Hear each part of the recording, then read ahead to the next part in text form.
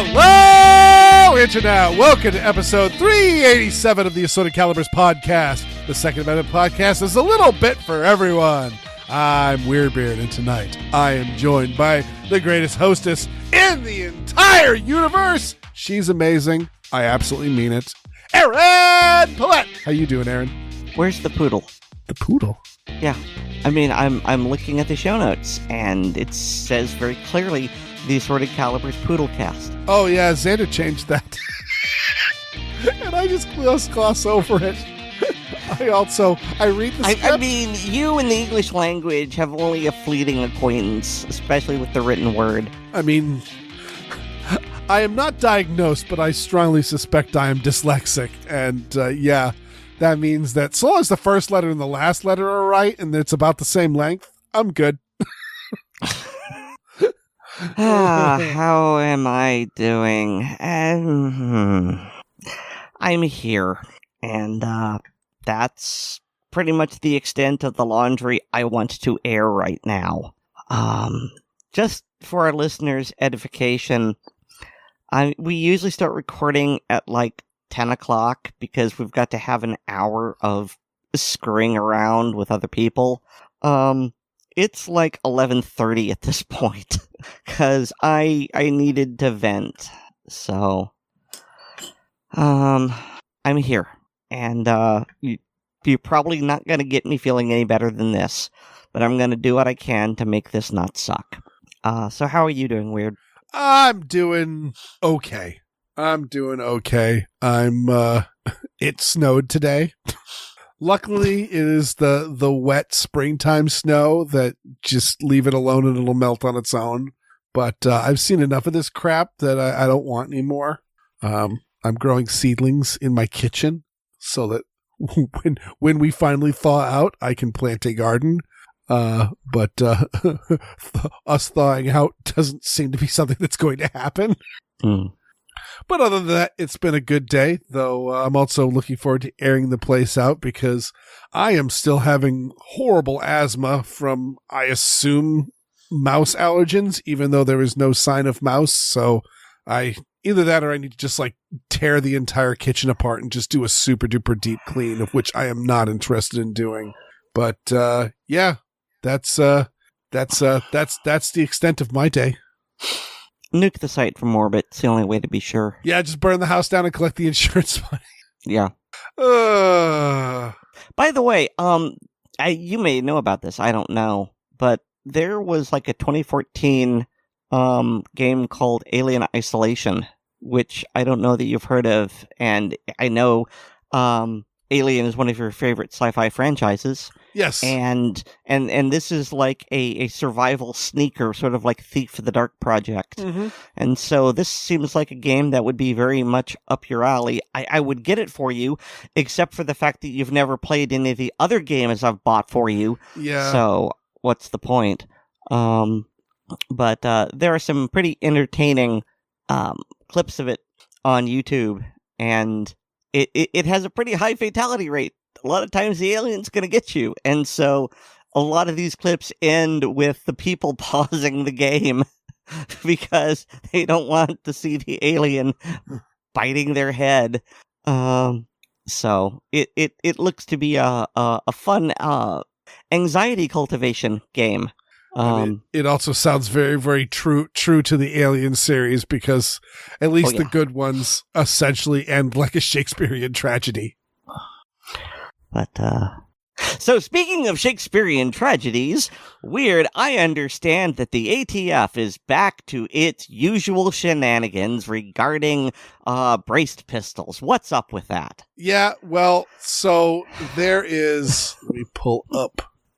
Oh, I must have. That wasn't forced at all, was it? No, that was smooth. We call that a segue in the industry. Yeah, I mean, the up to their old tricks or never gone at all.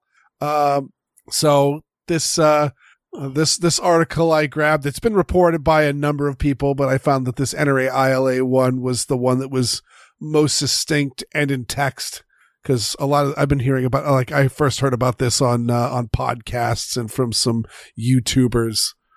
But essentially... Well, we covered some of this in a previous podcast. I remember talking about it, where the ATF would basically say, to paraphrase Nick Fury, yes, we understand that SCOTUS has made a decision, but given that it's a dumbass decision that preserves the Constitution, we've decided to ignore it.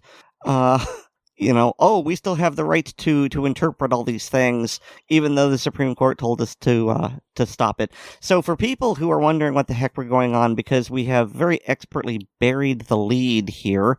Yes, so we have some cases when the Supreme Court ruled on the pistol braces, whether in fact they were pistols or if they were short-barreled rifles. Toronto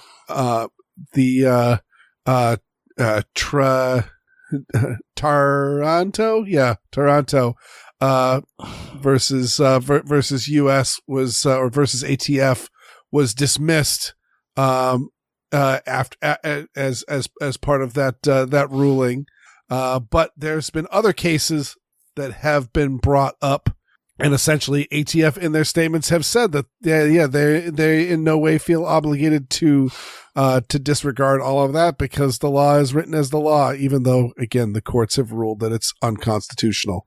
And so let's see if I glossed over a bunch of specifics, but this is just annoying as hell because I mean, I just remember us talking about it, and I don't know how long ago it was, but I remember getting up on my soapbox and doing a tirade about how the ATF basically issued a statement going, yeah, we know what SCOTUS said, but we've decided that it only applies to something very specific, and we'll continue to exercise these broad powers because we can. And I was just like, why are you not slapping the crap out of this agency, Trump administration? And yeah. Well, we know the reason for that is that, Trump is a tacit supporter of the Second Amendment at best. So that's one of those, still be mindful tacit? Out there. But I don't think that word means what you think it means. Oh, did I? Is it? What do you think tacit means? I guess tenuous is probably the word I'm looking for. Okay, that Holding works on better. By a thread, barely, imperceptible. Okay. So tacit means it's not spoken, but shown through your actions. Ah, that's definitely not what I was trying to use. I should stop doing that. Thank you, Aaron. So, speaking of things that we've already talked about. Yes. Because I looked at this and I was having flashbacks back to, I want to say 2023. Mm-hmm. So this article here is about how a federal court has blocked New York State's social media requirement for carry permits, and this is something that we talked to death. And in the wake of Bruin, New York State passed the Concealed Carry Improvement Act, which wasn't. And one of the things they demanded was before you could get your permit, you had to turn over your social media accounts, and they would look over 3 years of everything you've said and done to ensure that you weren't engaging in wrong things. I mean, to judge your character and fitness.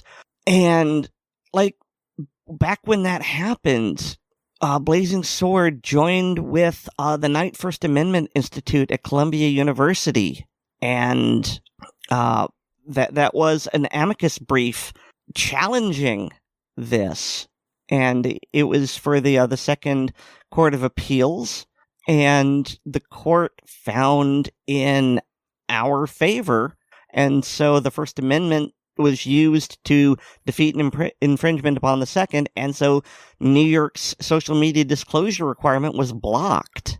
And perhaps enjoined is the correct technical word. It wasn't removed from the books, but the court said, you can't enforce this. And so then we had Antoniuk v. Negrelli, which may have changed names at this point, And so that requirement was blocked while the lawsuit was going on. And so then I see this dated this year talking about how the federal court has blocked the social media requirement. And I'm going, didn't we resolve this 3 years ago? What's going on? Yeah, I'm skimming over this because, again, everything you're saying, I absolutely remember, especially when you brought up the amicus, was that, yeah, that this was going through. And I wonder if it's also just they've appealed it, they fought it, they've given up. This article isn't very specific on what's going on, but again, I read this on several different websites and just chose this one as a good as a good article to throw in the show notes. So I don't know what the specifics are of it, but it does appear this seems to be one of those really final statements. So oftentimes we often cite victories for the Second Amendment with a little bit of a bittersweet twinge in the fact that, look, the government's going to challenge this. This is going to be a big thing. And then eventually it's going to be sitting at the feet of the Supreme Court and they're not going to do anything. And we're just going to see them give it a good leaving alone. But this appears to be one that, New York has cried uncle and is done asking for this.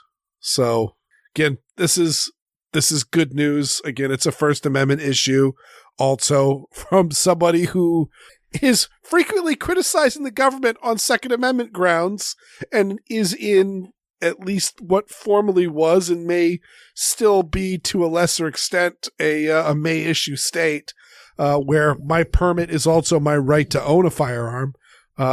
This means a lot to me because, yeah, the whether I'm doing anything wrong with my exercising of my First Amendment rights is irrelevant if what I'm doing is right but pissing off the people that have a say over whether or not I get to own a gun or not. I've thrown twice. It's up to you now, dude. Yeah. All right. This one was just one. There's a bit of I first heard about it on the Reload podcast, and this is the article, which is a little bit more in depth of what's going on.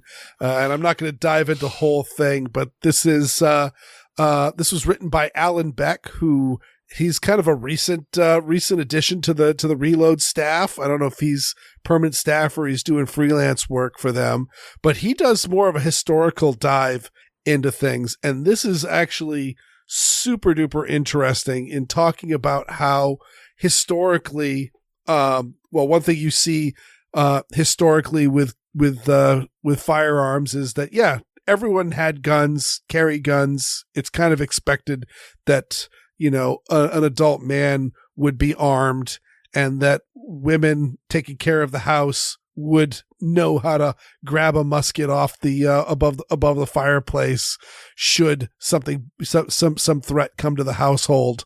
But in this case, they're talking about how concealed carry was very often prohibited. It was considered underhanded to have a concealed pistol on your body or a concealed weapon on your body. But specifically, this article cites many, many sources where there were exemptions from history of strangers traveling, essentially non-residents passing through, having concealed weapons was not frowned upon and was perfectly fine. The idea being that there were highwaymen and hostile Native Americans and things like that could be a threat. And so keeping firearms close at hand and not necessarily easily observed is super duper useful. And of course, this guy, Mr. Beck, is part of a lawsuit against. Trying to remember, I think he's suing Hawaii for the fact that they do not have a means to issue a permit to non-residents, and so therefore, if you are traveling to Hawaii, there's no way for you to carry a firearm because if you can only apply as a resident. And this was recently got shot down with New York as well, being a large state that not only is a big state, but also a state that goes from the Canadian border all the way to the Atlantic Ocean. So if you are traveling by car from the New England area to the rest of the lower 48, you're going to need to drive through either New York or Canada, of which where your right to keep and bear arms is severely restricted. So it's very, very interesting to see this historical angle. And also I mentioned the cold, snowy weather that's going on here. I was out walking, and I, of course, was carrying a firearm with me. And I was thinking about the fact that when it's really, really cold and nasty out, it's kind of impossible to open carry a firearm, because you're going to generally want to have a nice heavy coat over your body to keep yourself warm, and that's going to naturally fall over your gun as well. And I got to wonder, for people like, well, specifically Thomas Jefferson was one that always talked about he generally had a pistol on him at all times, and all of that. And Virginia is a lot warmer than Massachusetts or Maine, but it still gets pretty cold in the wintertime. And I got to wonder if Thomas Jefferson didn't sometimes have a greatcoat or a cloak slung over his pistol, even though he frowned upon the idea of concealing a firearm or a blade. I wouldn't be surprised. I mean, remember, this was during a time of muzzle loaders, and you wouldn't want your gun to get wet either from rain or from snow getting on it and then melting and somehow fouling the powder. So yeah, you would definitely want to protect it from the elements.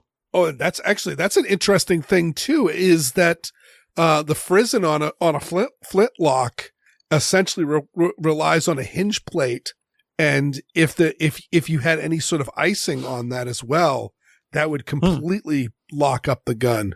So yeah, I hadn't actually thought about the flintlock mechanism and how it would pertain to inclement weather as well. So yeah, that's a good thought. So I think, even though they talked a lot about concealed carry being frowned upon, especially in the late 18th century, but I do wonder how much that applied to all times.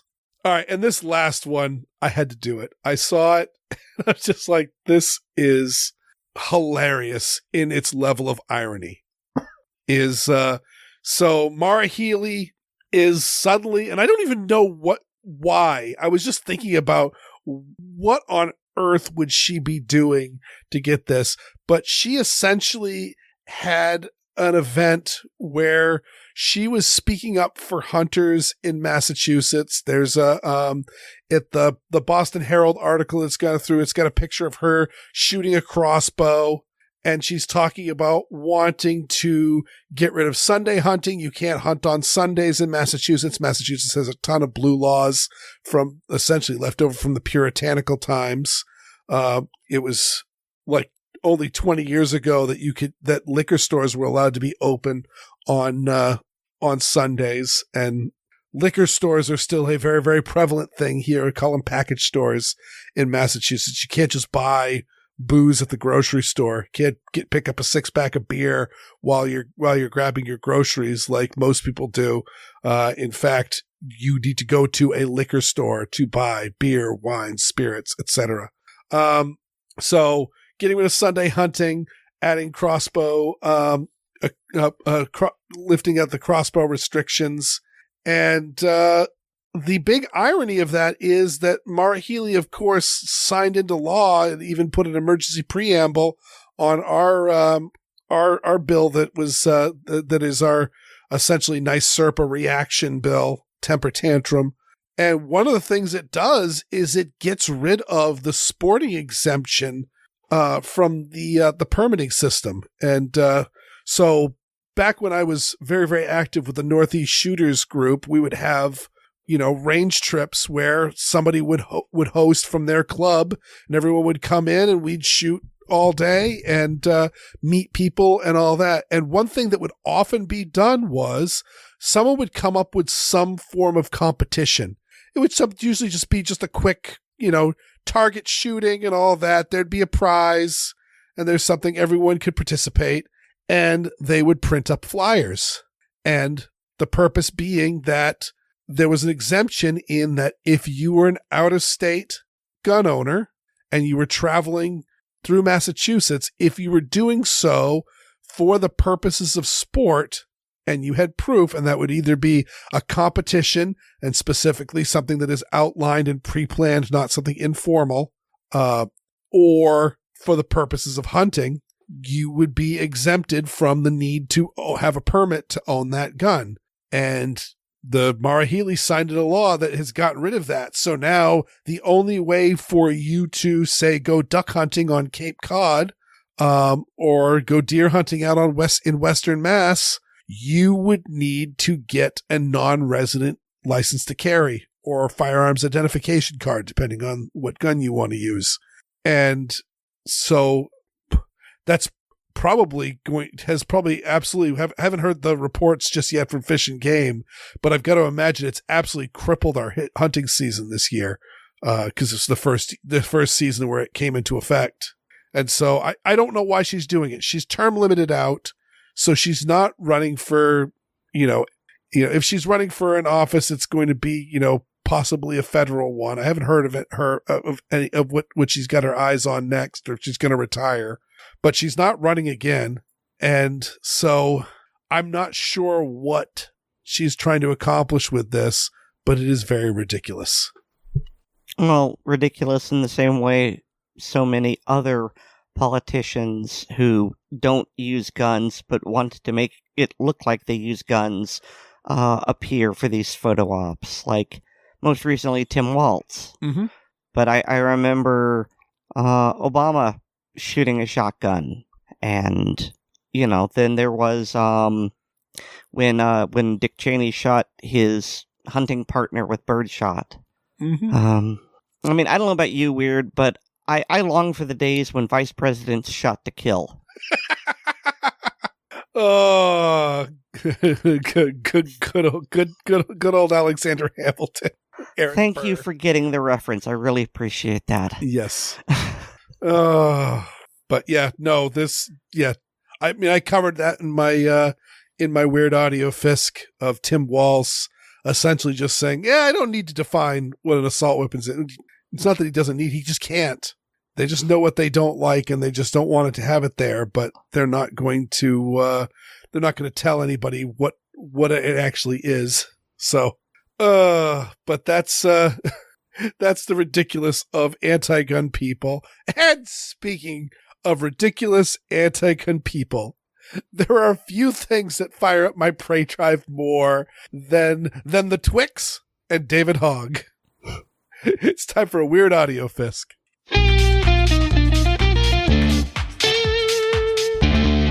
I follow David Hogg on the Twix, and when he posted a video on guns, I didn't even listen to the whole thing before I started recording. It's been 8 years since the shooting at my high school in Parkland, Florida. That day, 17 of my classmates, administrators, and teachers were killed by a 19-year-old former student legally armed with an AR-15. The killer was legally armed only technically, as he was arrested dozens of times for domestic violence, had been violent to classmates at his school, was a safety concern for the school, and had multiple people, including himself, call the FBI to warn of a school shooting. All of these crimes and violent behaviors were ignored by law enforcement. It's been a long 8 years. My classmates and I helped to organize March for Our Lives afterwards, one of the largest student protests in American history. No, Michael Bloomberg and his hirelings organized it. They just put Hogg and his classmates out front to make it look like a grassroots group, much like Moms Demand Action. Where we mobilized millions of young people to walk out of their schools, march with us in the streets, and register to vote. This is one of those political shams. It takes almost nothing to convince kids to walk out of their school, especially if they get political cover from their teachers. Do they really support gun control? Or do they support not going to math class on a Friday? As for registering young voters, very few of them actually vote. And it can be hard to feel like we're making any form of progress at all when all you hear about anytime you hear about gun violence in the news is after there's been a school shooting or after there's been another horrific act of daily gun violence. Gotta love this metric. Hogg is focusing on the media framing and not reality, or what the anti-gun corporate lobby is doing. It intentionally draws attention away from their actions and brings in more of the, we need to do something fear-mongering. But I'm here to tell you we have made progress, as hard as it may feel. Okay, I'm dying to hear this one. Just to recap the past 8 years. After Parkland, many people came out and said to us that we could not change gun laws in Florida, that this was a Republican state. Okay, he's already strawmanning his argument because Florida is a purple state. This is why everybody watches Florida on election night, because it can go either way. Also, as Aaron mentions, Republicans in the southern part of the state are not friendly to the Second Amendment. And despite being branded the gunshine state, overall Florida has mediocre gun laws at best. Gun laws don't change in Florida. They don't get stronger in Florida. They get weaker. Maybe on the limited timeline of your 25 years, David. But before 1987, concealed carry was illegal in Florida, and open carry was illegal until last year. And they've had waiting periods for ages. Despite it being a Republican state legislature, we raised the age to buy a gun to 21 in our state. Because at the time of the shooting, the shooter at my high school legally could not purchase a handgun from a federally licensed dealer because he was not 21 yet, but he could purchase an AR-15 because that is the logic of the NRA.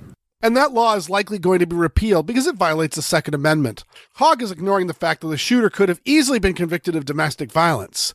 Because when the police don't do their jobs, what good is passing more laws? We passed a red flag law in Florida, a law that has been used thousands of times. Last I checked, it was over 20,000 times that law has been used in the state of Florida to disarm those that are a risk to themselves and others. So, for example, if you threaten to shoot up a high school, you now can have your gun removed, which I think is pretty goddamn common sense. If you threaten to shoot up a school, why is it common sense to take their guns away and leave them unsupervised? Red flag laws are horrible. They're often abused, and they do nothing to address the issues with the target of their order, just the guns. Hogg is saying it's common sense to lock up the guns and leave the dangerous person free. And thousands of people are alive now just because of the passage of that law. And guess who uses it most? Republican sheriffs. Because it works. Citation needed. Then we saw the election of President Biden. And despite what you may believe about this issue of gun violence in Congress actually did something. After the Buffalo and Uvalde massacres, Congress passed the first federal gun law in 30 years, called the Bipartisan Safer Communities Act. And to keep from defining many of the things that are undefined by law and subject to the whims of the ATF, they left most of the regulations ambiguous to be enforced by partisan bureaucrats. But when Biden was president, they used his discretion sparingly to avoid lawsuits. And now that Trump is president, the Safer Community Act is no longer doing anything at all. Great job, guys. That expanded background checks for people under the age of 21 attempting to buy a gun like the AR-15. Another thing the courts have ruled unconstitutional. You're literally bragging you don't follow the Constitution at this point. That law also put hundreds of millions of dollars into violence intervention programs, specifically aimed at addressing the mental health crisis that drives much of gun violence in the form of PTSD and trauma that drive people to pick up a gun in retaliation for gun violence. I can't argue with this one, so long as it's done right. But also note that things like red flag laws actually use mental health issues like PTSD and depression to disarm people who have done nothing wrong. You're talking about good stuff, David, but you're doing it in bad faith. And the creation of the first ever White House Office of Gun Violence Prevention. Office of Gun Violence Prevention, you say? And it's gone. Our country, at this point, has seen about a 1/3 reduction in gun homicides. Are you claiming that these laws are the reason for this? Or is it the fact that most states have repealed many of their gun laws and have made constitutional carry the most common form of carry?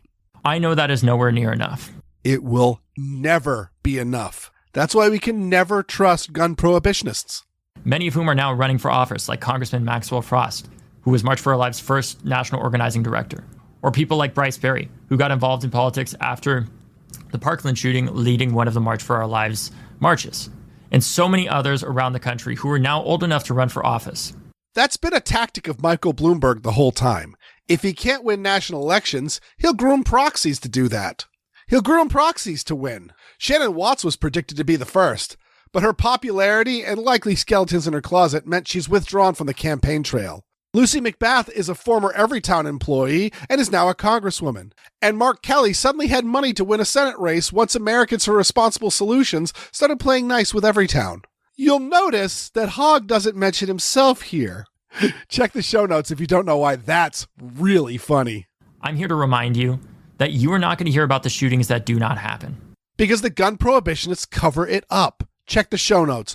Dr. John Lott keeps a tally of mass shootings that were stopped by armed citizens before they could become mass shootings. Further, we have all these states with constitutional carry, minimal gun restrictions, and hyper low crime. This is why gun prohibitionists want to tell you LA and Chicago are so much safer than Manchester, New Hampshire. Because if history shows us anything, it's that when a generation is told the best their government can do to protect them from a weapon of mass destruction is how to hide under their desk, that generation, once in power, actually does something about it. This is a great example of how stupid David Hogg is. What is he trying to say? He's likely talking about the duck and cover campaign to protect people from nuclear war. Except most countries have more nuclear weapons now than in the 1950s. Further, the campaign is frequently ridiculed as feel-good, do-nothing propaganda. Further, we're still in the infancy of school shooter drills. Some policies work and some don't. And gun prohibitionists like David Hogg don't want to talk about that. They just want to ban guns and restrict your rights. And if they need to lie to convince you to support it, so be it. Those are your anti-gun talking points and a few rebuttals to combat them.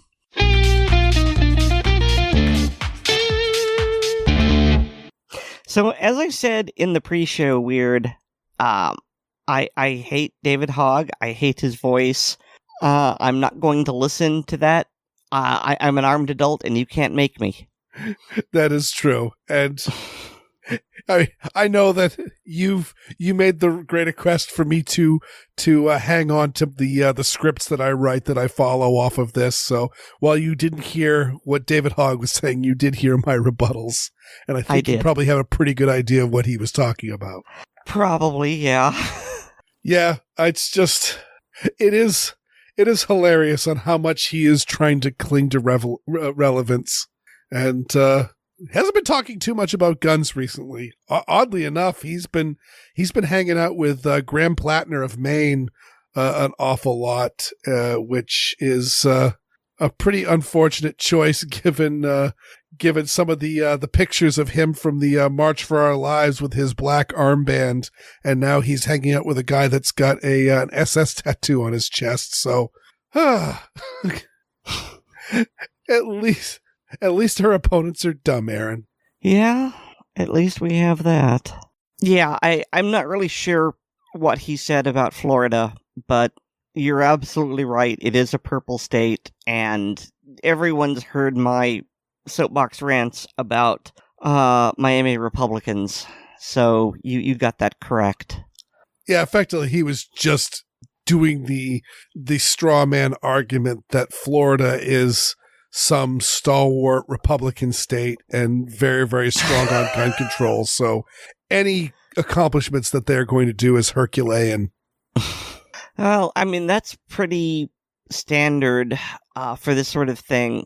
You notice that if you study, well, when I say this kind of thing, I'm trying to be careful and not bring up, things like, racism, anti-Semitism, things like that. But you notice that the more unhinged people get, the more they tend to fall into the trap of the enemy being simultaneously strong and weak. Mm-hmm.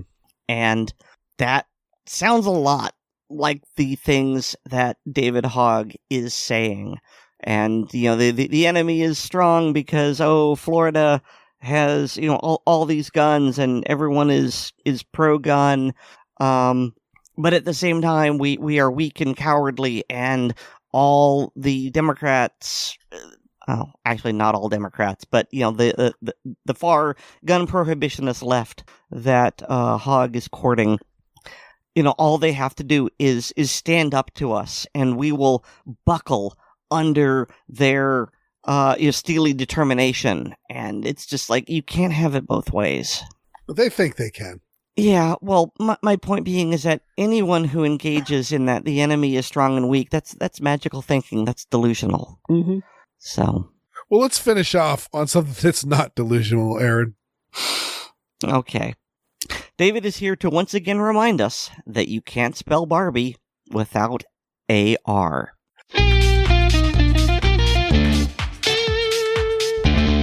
Hi, and welcome to Gun Lovers and Other Strangers. It's been a while since I've done a gear review, and I have several items piling up on my workbench. So in this segment, I'll be talking about a selection of AR parts and tools for a new carbine build. Several years ago, I did a series of articles on blue-collar prepping about assembling an AR. All the details are there with step-by-step instructions. For listeners interested in assembling an AR, these posts can be a good primer on the tools, parts, and process required. Since most of the items I'll be discussing are upper-related, I'm going to use an already assembled lower to complete this build. Disclosure: I purchased some of these components and received others for testing and evaluation. I'll identify which is which as I go through the build. The first item is a tool I was given for review at the Gun Owners of America Goals Expo last year. It's the Advanced Armorer's Wrench by Rainier Arms. Unlike pretty much every other armorer wrench I've seen, this version has the barrel nut and muzzle device cutouts in the middle of the span instead of at either end. Also, the arms are curved instead of straight, which makes for a more comfortable grip. Let me show you its features. According to the Rainier Arms website, it has an A2 buffer screw bit, hammerhead, opposing curved grips, A2 buffer tube slot, flash hider slot, 2 half-inch drive slots, centered barrel nut wrench slot, bottle opener, takedown pin press, and enhanced castle nut wrench. Since the forend I'm using for this project has a proprietary barrel nut, I tested the wrench by installing and removing a mil-spec version. It really did make torquing the barrel nut that last fraction noticeably easier. The barrel for this build was purchased a while ago, so I don't remember the brand or source. It's standard profile, 16 inches long with 1-in-7 rifling and marked 5.56, just like a million others. For installing the gas tube in the gas block, I used a 3D printed jig designed by Freeman 1337 on Odyssey. It worked perfectly on the low-profile gas block I used and only cost me a few cents in filament. The muzzle device is a bog-standard A1 flash hider with crush washer. The flats fit snugly in the armorer wrench slot, and once again, the center position made timing this part noticeably easier. I really like the Advanced Armorer's Wrench. I'm not sure if I'll need every element, but it's clearly well thought out and well made. Next up is a 13-inch Gen 2 transformer rail forend from Manticore Arms. This item was purchased, not offered for testing and evaluation. I have no affiliation with Manticore Arms, but I am a fan. Sven is a good guy, so please take a look at his website. He always has something I need. At first glance, this is a pretty standard lightweight aluminum forend, then some of the details start to stand out.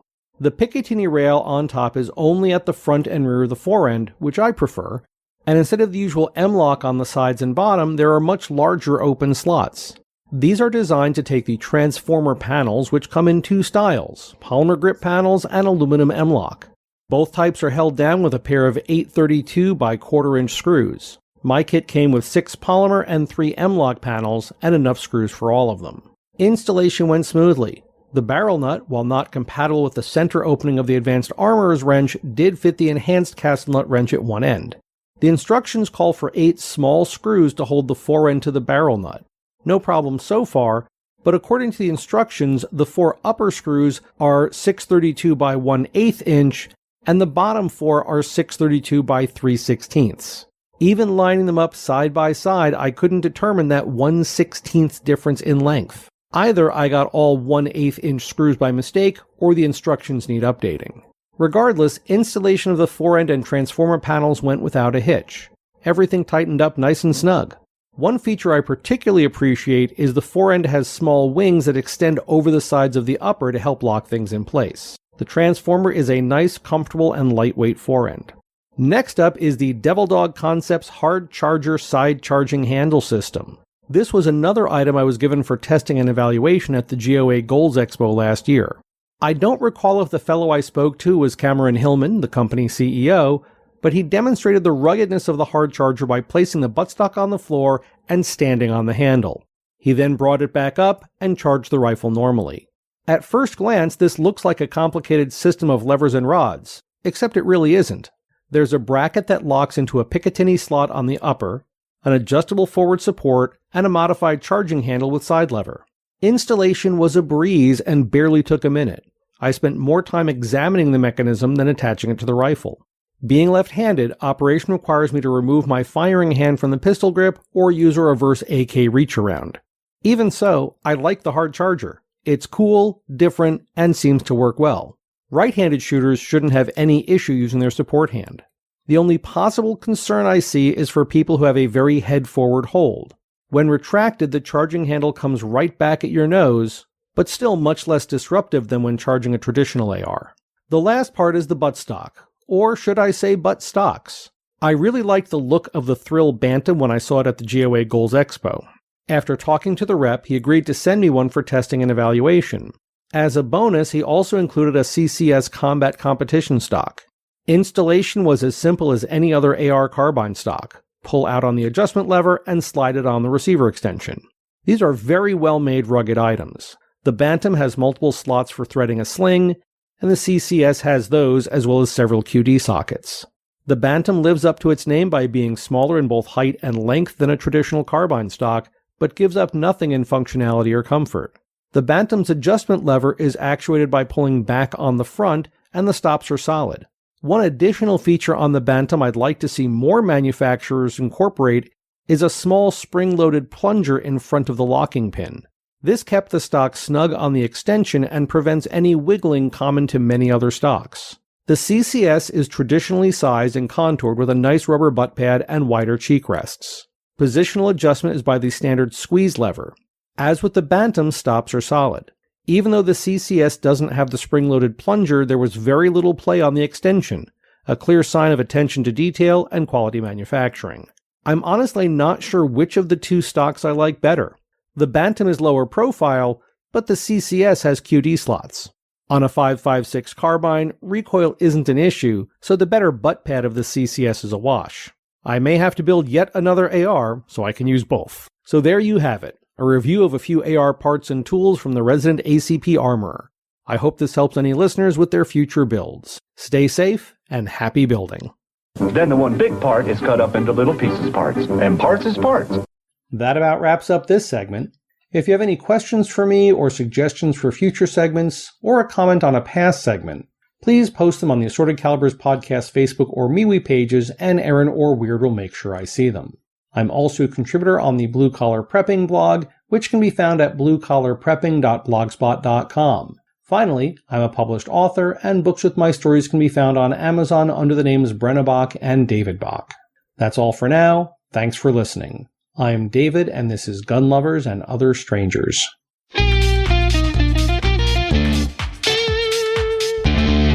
I gotta say, I love the modular nature of an AR-15, which just allows you to make whatever gun that you want, but you don't need to either have gunsmithing skills or the money to hire a gunsmith to do it for you.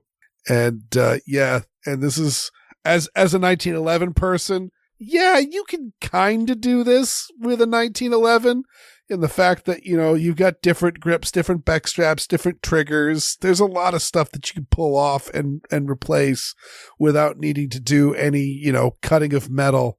But it's to a lesser extent because, unfortunately, the 1911 isn't nearly as standardized as the AR-15, mostly because of the mil-spec thing. So, yes, you can get yourself, a new grip safety that's going to change your grip profile a little bit, or add, a higher rise beaver tail or whatever you want.